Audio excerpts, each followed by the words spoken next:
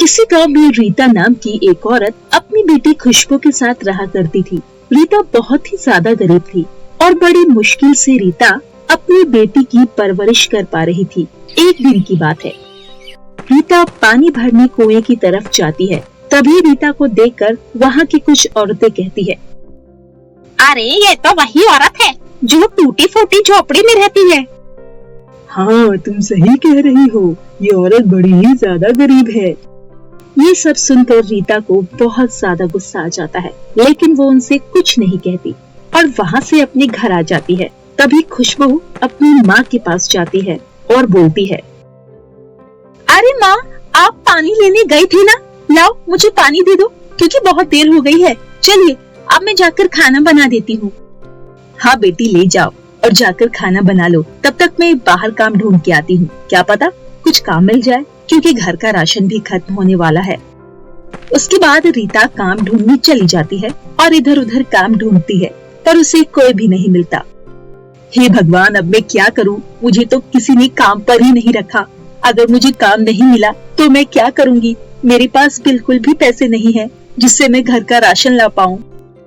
इतना सोचने के बाद रीता अपने घर आ जाती है। तभी खुशबू अपनी माँ से कहती है, माँ आप आ गई, मैंने खाना बना दिया है, आपके लिए खाना लगा दूं?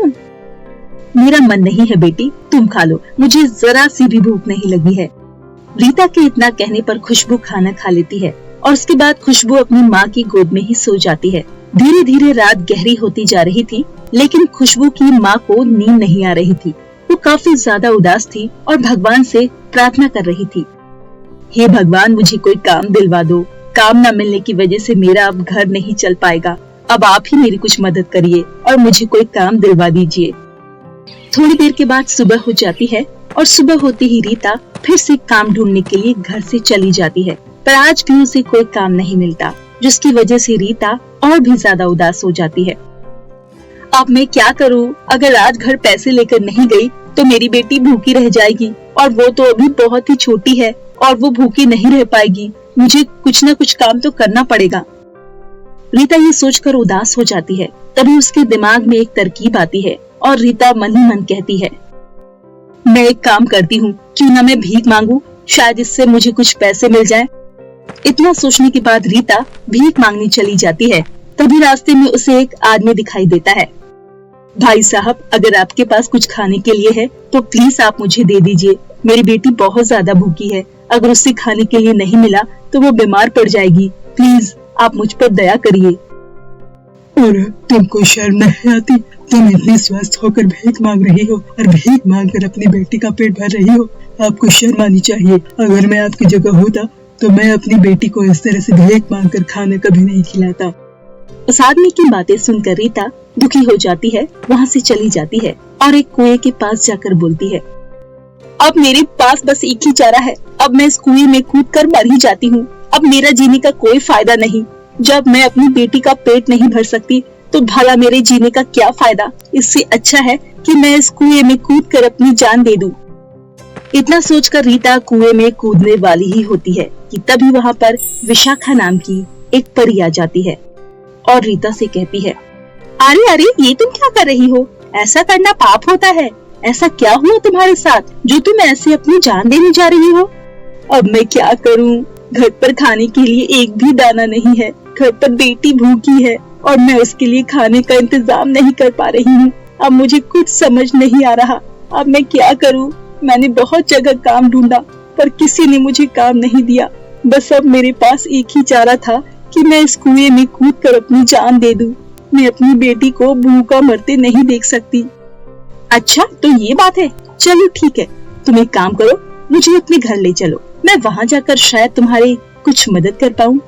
उसके बाद रीता परी के साथ उसके घर पहुँच जाती है। वहाँ जाकर परी रीता का घर देखकर बहुत ज्यादा दुखी होती है, क्योंकि उसका घर काफी ज्यादा छोटा और पुराना था। तुम तो सच में बहुत ही ज्यादा गरीब हो, पर तुम बिल्कुल चिंता मत करो, मैं तुम्हारी मदद करूंगी। तुम दोनों एक काम करो, मेरे साथ परी लोग चलो। वहाँ तुम हंसी खुशी रहोगी और तुम्हें किसी भी चीज की कोई कमी नहीं होगी। क्या आप हमें अपने परी लोग ले जाओगी? क्या आप सच बोल रही हो परी जी? हाँ, मैं सच बोल रही हूँ। मैं तुम्हें सच में परी लोग ले जाऊंगी। वहाँ तुम्हें किसी भी चीज की कोई कमी नहीं होगी। इतना कहकर परी उन दोनों को अपने परीलोक ले जाती है और अपनी शक्तियों से उन्हें एक जादुई फ्रॉक देती है और कहती है, ये लो एक जादुई फ्रॉक है, तुम इस फ्रॉक से जो भी मांगोगी तुम्हें वो सब कुछ मिलेगा। अब तुम यहाँ पर अपनी बेटी के साथ खुशी खुशी रहो। जब भी तुम्हें किसी चीज की जरूरत होगी तुम इस जादुई फ्रॉक से मांग लेना, तुम्हारी हर इच्छा पूरी हो जाएगी। धन्यवाद परी जी, जो आपने हमारी इतनी मदद करी। हम आपका ये एहसान जिंदगी भर नहीं भूलेंगे। उसके बाद वो परी वहाँ से गायब हो जाती है और वो जादुई फ्रॉक पाकर दोनों माँ बेटी बहुत ज्यादा खुश होती हैं। उस दिन के बाद से दोनों माँ बेटी हंसी खुशी परीलोक में अपना जीवन यापन करने लगती है। तो मेरे प्यारे दोस्तों, कैसी लगी आपको हमारी कहानी?